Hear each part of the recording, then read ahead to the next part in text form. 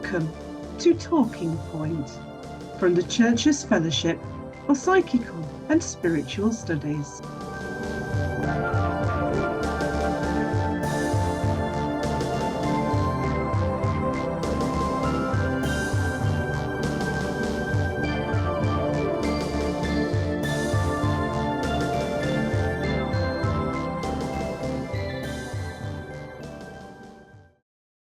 "21 Enigmas of the Shroud of Turin."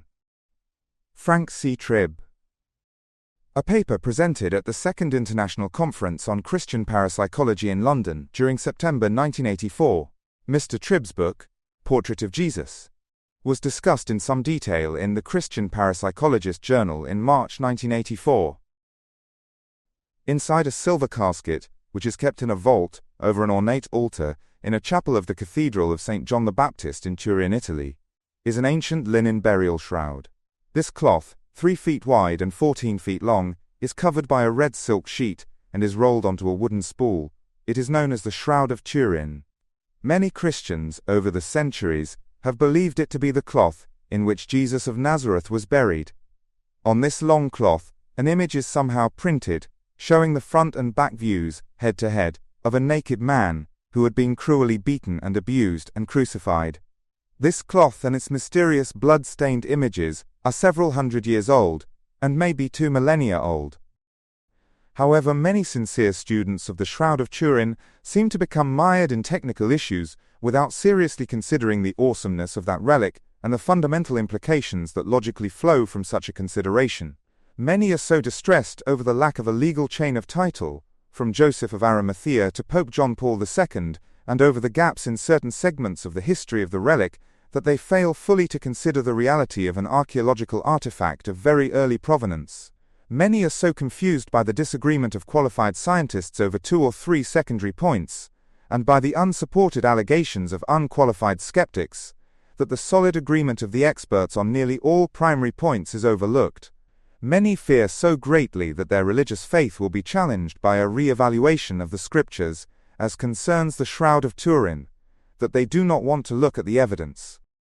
All of this is, to me, quite sad, because, when one looks open-mindedly at the preponderance of the shroud data which are clear enough and overwhelming enough to convince and convict on almost any other subject, it almost forces a logical mind, at least tentatively, to consider the paranormal, the spiritual, as the area that must provide the answers for the mystery of this phenomenon, to explain, at least in general terms, the images on this cloth. Moreover, shroud data, to most knowledgeable clergy and Bible scholars, do support and magnify the Gospel's story.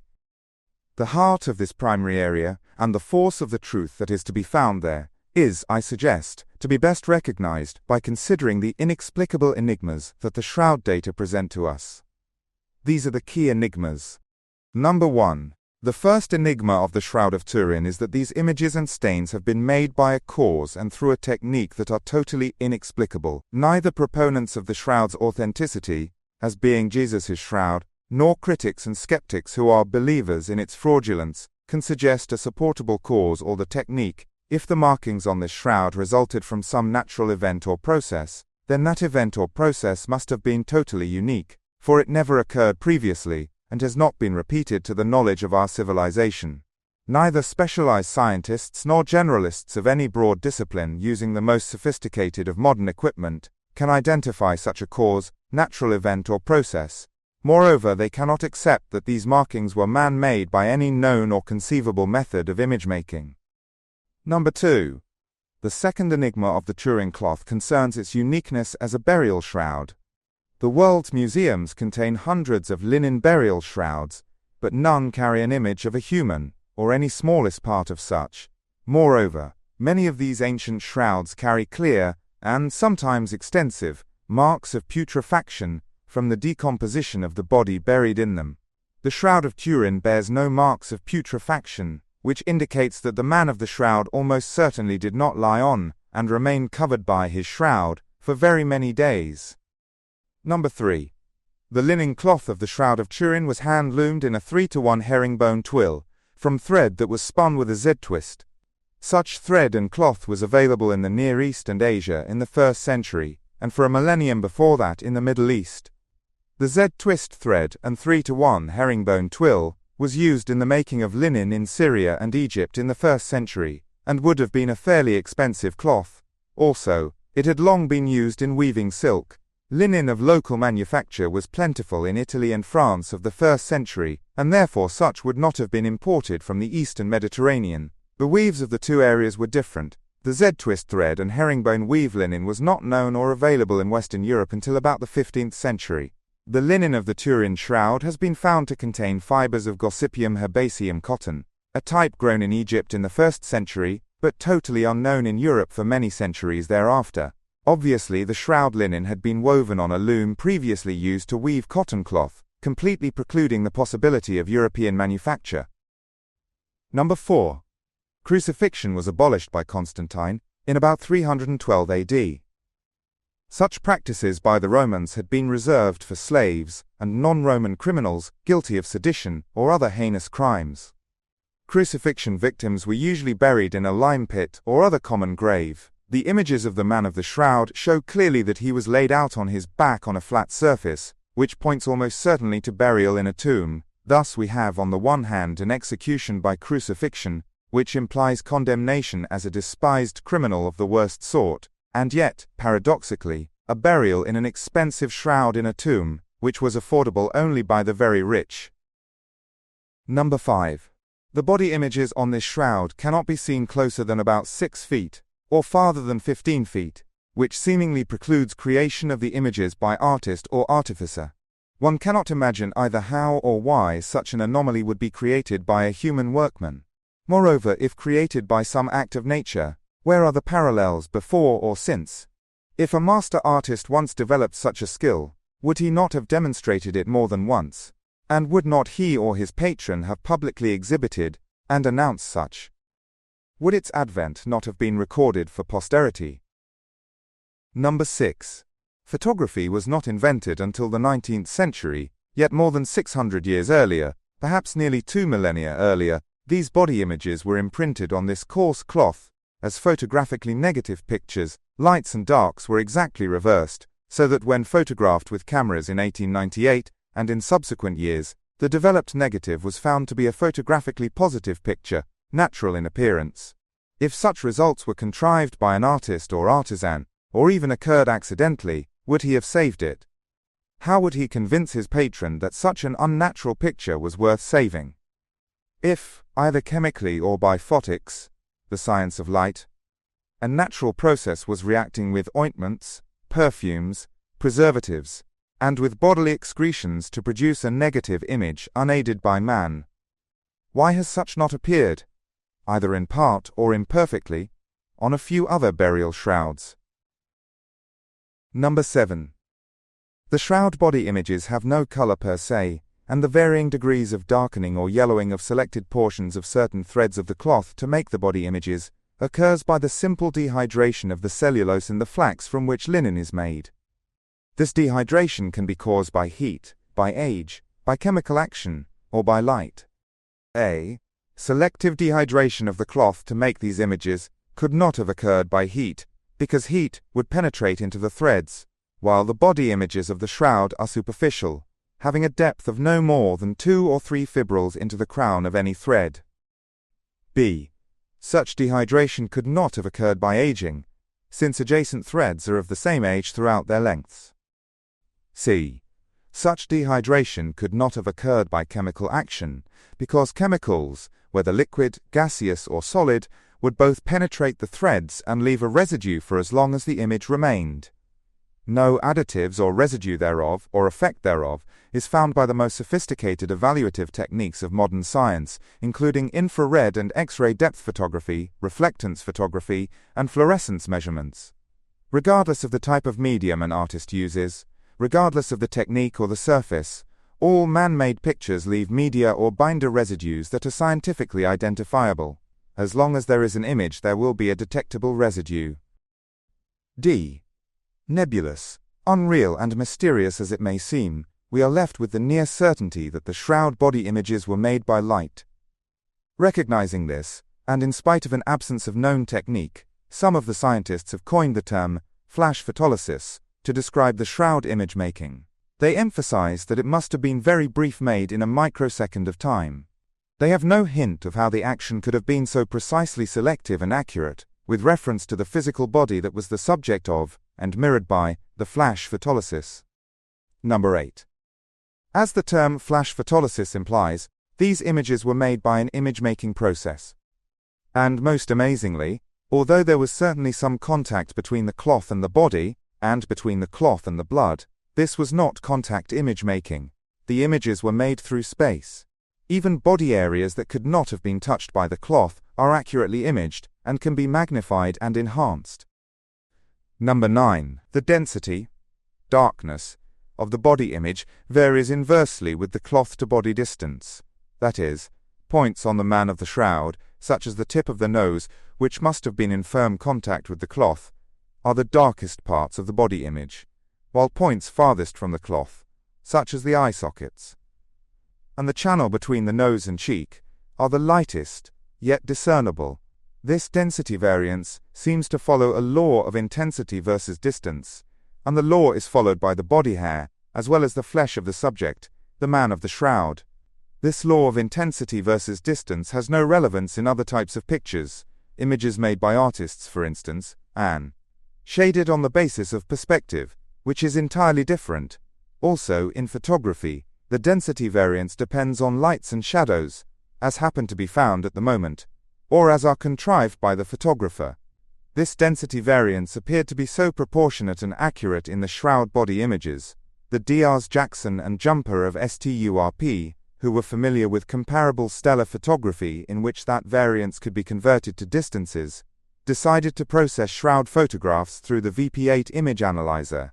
This machine scans the photograph, assigns high numbers to the densest markings, where the shroud touched the body, and projects all the numbers as distance measurements. The resulting projections can then be recorded in creating a bas-relief, or a full three-dimensional statue.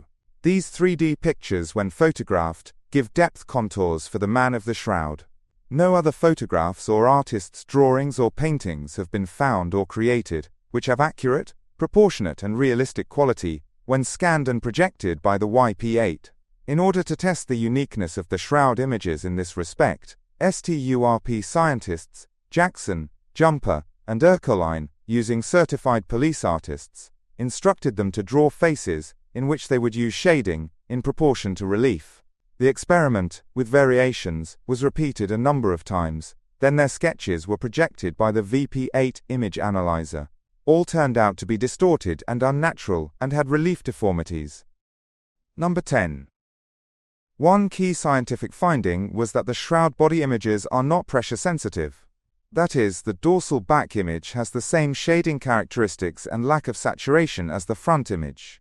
Several of the scientists and denologists have commented on the fact that the images are so detailed and accurate that an actual body of a man must have been the subject or pattern from which the shroud images were made. Yet if contact alone could explain the images, there seems no way to explain this lack of pressure sensitivity and lack of image saturation as to the dorsal image. Number 11. Microscopes were invented during the period 1590 to 1610 AD. The Shroud of Turin has been in continuous known existence since 1357, in Lure, France. Nevertheless, hundreds of important and accurate details have been discovered and studied by scientists through the use of microscopes and even electron microscopes, in some instances magnifying shroud details as much as 1,200 times.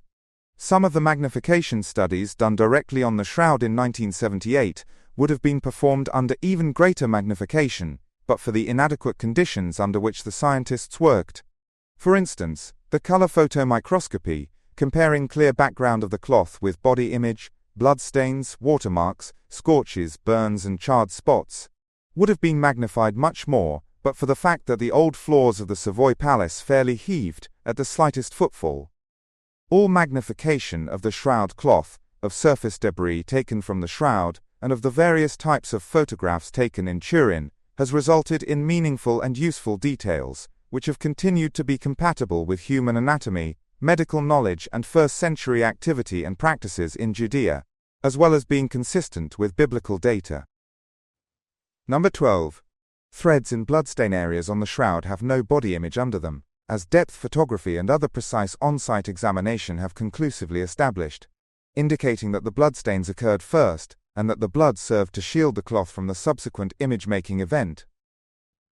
Number 13. In contrast to the photographically negative body images, the bloodstains and blood images are photographically positive. Selected bloodstains, which represent many if not all of those on the shroud, have been exhaustively tested in a variety of chemical techniques, and are found to contain real primate blood, type AB, which is probably human. Some of the bloodstains have soaked completely through the cloth, in contrast with the superficiality of the body images. They are the color of dried and aged blood. Number 14. The bloodstains can be only partially caused by contact, because each one is pristine and perfect. It is a medical truism that when a cloth is removed from contact with a bloody wound, it will either smear blood that is still wet, or will break the crust or scab of blood that is dried. Yet no bloodstain or blood image on the shroud shows either smearing or a breaking of a crusted stain.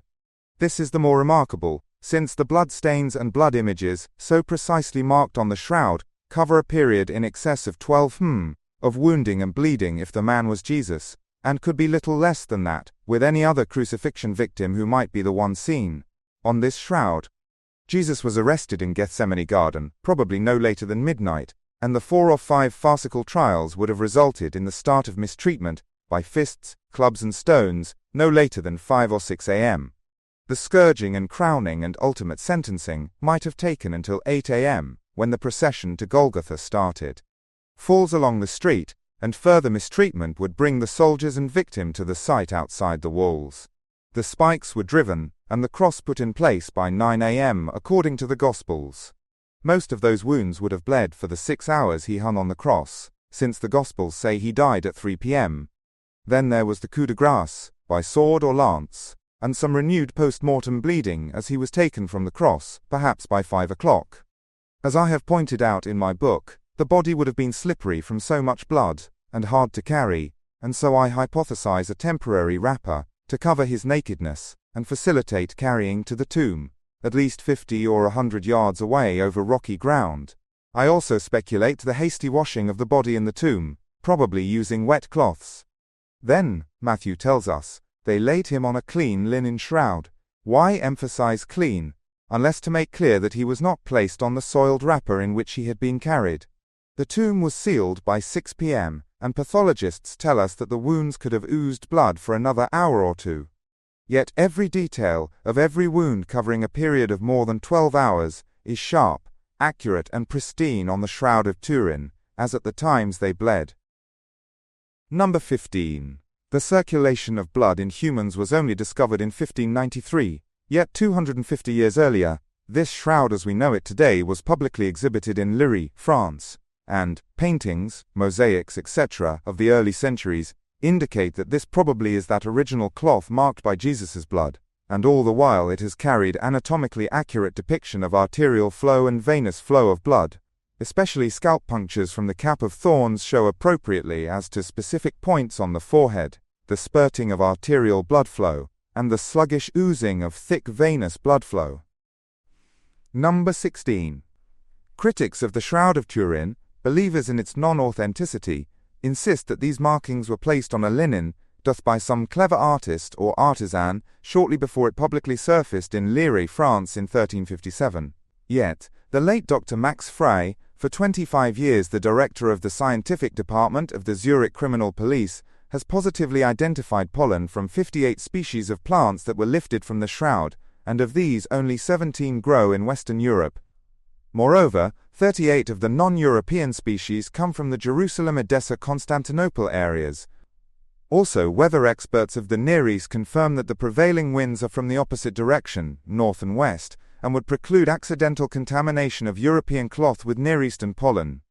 Number 17. Critics of the shroud also see a conspiracy between Syndenologists and church custodians of the shroud, in the fact that carbon-14 dating of the cloth has not been performed to date. Of course, there are very good technical reasons why carbon-14 dating was not done in 1978, but even though it doubtless will be performed within the next 5 years, with results in a range of probably 200 to 300 years, one of the shroud's exciting enigmas has perhaps already given us a dating of the shroud's images, not the cloth, to a range of just 7 years. In 1979, Father Francis L. Filas discovered by accident that in re-photographing an enlargement of Henry's shroud face photograph, he could see the central figure and 4 Greek letters on the right eye, and thus identified a Pontius Pilate lepton that lay on the man's eyelid. His discovery has since been validated, a. by electronic image analysis at the Log-E interpretation systems of Overland Park, Kansas, b. by transparency overlay, superimposition performed by Dr. Alan D. Wanger of Duke University, and c. by digital image analysis of Dr. Robert M. Haralick, Spatial Data Analysis Laboratory, Virginia Polytechnic Institute. Critics initially challenged this work because, of the 4 letters found by Filas, one was in a place where a proper Greek spelling of the phrase, of Tiberius Caesar, would have placed a K. However, Filas now owns 2 such coins with this misspelling, and has photographs of 3 others volunteered by their owners. Haralick's work has expanded identification of the claimed lepton to 8 letters in sequence. Also, Haralick has identified a Julia coin, of Pilate, on the left eye. The central figure of the coin on the right eye is a lituus, also known as astrologer's staff, or augur's wand. It is a central figure on no other coin of the world of any year. This coin was minted by Pilate in Judea, and only in the years 29, 30, and 31 AD. The Julia coin he minted only in the first half of the year 29. It was in honor of the mother of Tiberius, who died in the mid-year of 29. When Pilate left office in 36 AD, these coins would no longer have been legal tender under the governorship of his successor, and so would not likely have been carried on one's person. Thus, it seems that these data, when studied enough for a consensus of support to emerge, will date the image on the shroud to that period of 7 years 29 to 36 AD. Number 18.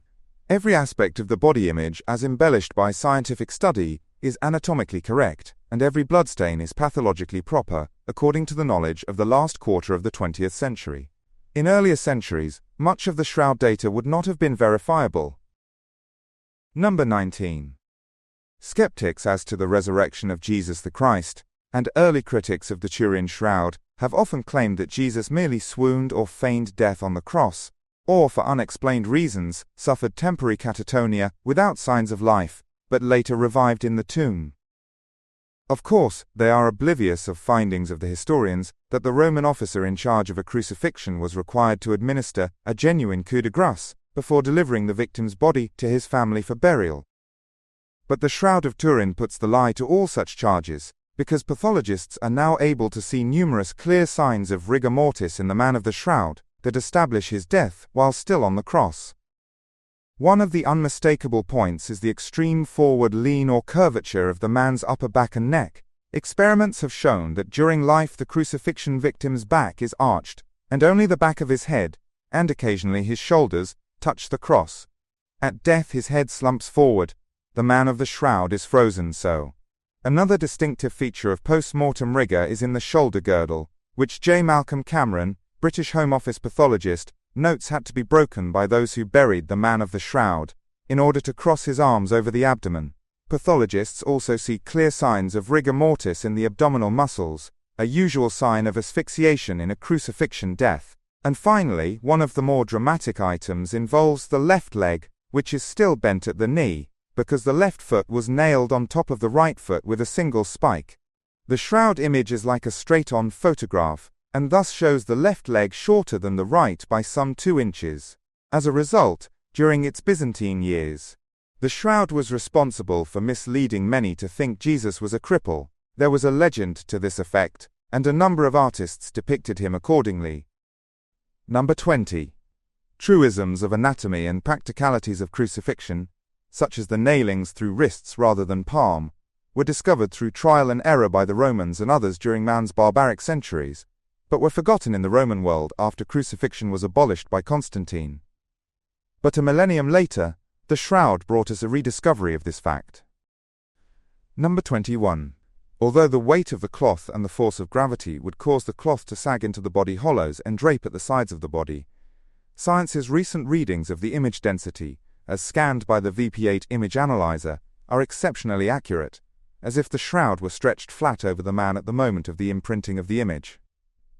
Might one assume that the force of the resurrection Christ power lifted the cloth and billowed it flat before permanently imprinting the images of body and blood upon the inside of the shroud?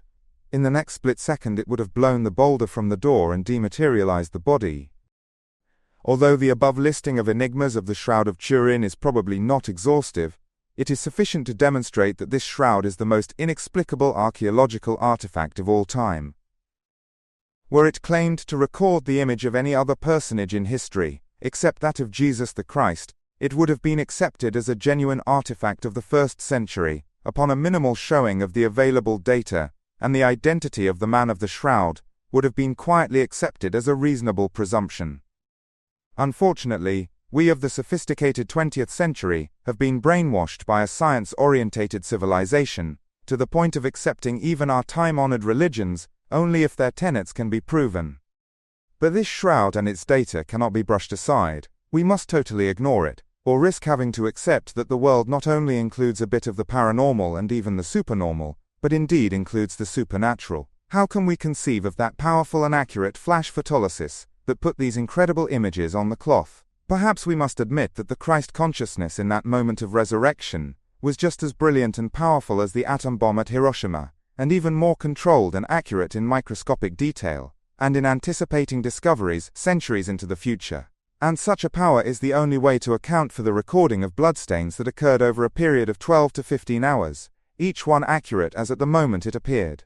Also, it is just such a power that we must consider to account for the physical body that served as pattern for the shroud images, and then was dematerialized in place and consumed in the resurrection process, because this shroud was never removed from the body.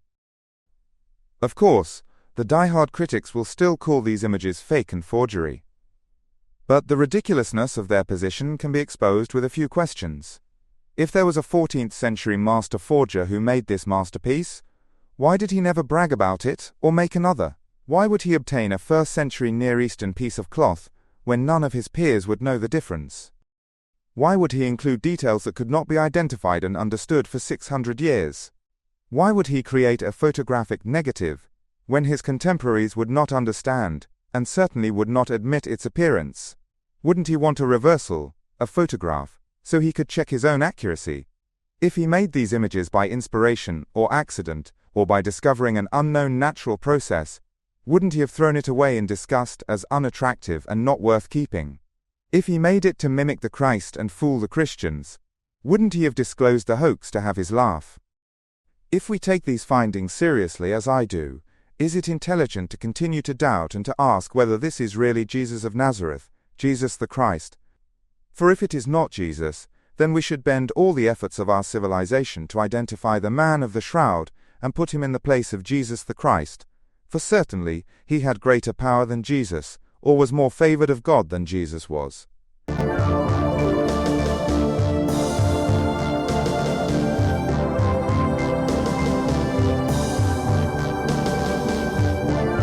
You have been listening to Talking Point from the Church's Fellowship for Psychical and Spiritual Studies.